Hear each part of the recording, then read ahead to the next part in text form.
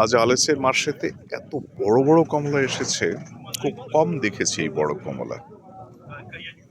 এক একটা বেশ বড় এবং বেশ মিষ্টি, আর দামও খুব কম।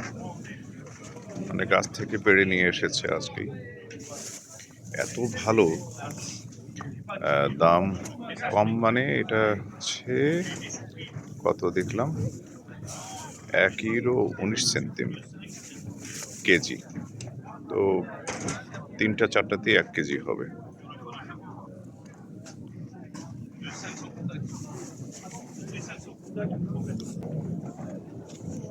তো আলেসের মার্শেতে এসেছে আজকে, বেশ রোদ আছে, খুব ভালো লাগছে।